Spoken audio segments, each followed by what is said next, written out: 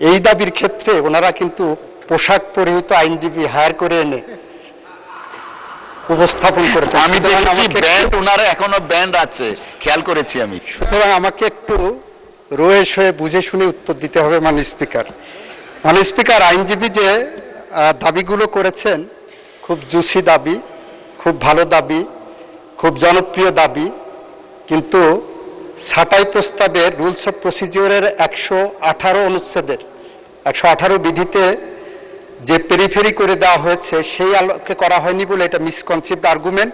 সুতরাং এই আর্গুমেন্ট আমি গ্রহণ করতে পারছি না।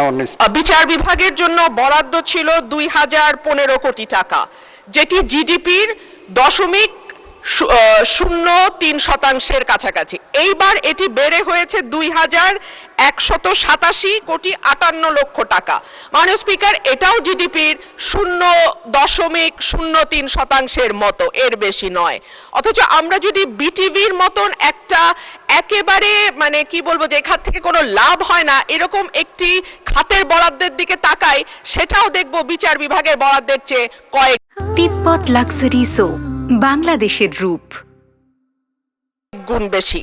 মাননীয় স্পিকার, আমরা যদি আইনের শাসনের কথা বলি, ন্যায় বিচারের কথা বলি, সকলের জন্য সমান অধিকারের কথা বলি, সেটা একটা সুষ্ঠু বিচার বিভাগ না থাকলে সম্ভব হবে না। এখন পর্যন্ত পেন্ডিং মামলার সংখ্যা 50 লক্ষের উপরে, অর্থাৎ মামলা জট একটি বড় সমস্যা। বেঞ্চ এবং বারের অধিকার যদি আমরা রক্ষা করতে না পারি, আমরা দেশে আইনের শাসন কখনোই প্রতিষ্ঠা করতে পারবো না। মাননীয় স্পিকার, কয়েক মাস আগে আপনি যেমন সুপ্রিম কোর্টে ছিলেন, আমরাও ছিলাম সুপ্রিম কোর্টে। আপনি আমাদের সমস্যা যেভাবে যত কাছের থেকে দেখেছেন, এই সমস্যার ভেতর দিয়ে আপনি গেছেন, আমরাও কিন্তু সেই একই সমস্যার ভেতর দিয়ে এখন যাচ্ছি। মাননীয় স্পিকার, আমাদের বারের যেই দাবিটা, যার পক্ষ থেকে আজকে আমি এখানে কথা বলছি মাননীয় স্পিকার, সেখানে বলা হচ্ছে যে আমাদের প্রতি বছর যেই ফিটা আমরা পরিশোধ করি, সেটা মৃত্যুর আগ পর্যন্ত লয়াররা সেই ফিটা আর তুলতে পারে না।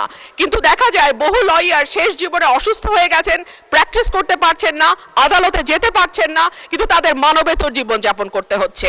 একই ধরনের কথা শিক্ষানবিশ আইনজীবীদের ক্ষেত্রেও প্রযোজ্য। মাসে 2000-5000 টাকা তাদেরকে সিনিয়ররা দেন, কখনো দেন কখনো দেন না। তাদের সকলের জন্য মাননীয় অসংখ্য ধন্যবাদ মাননীয়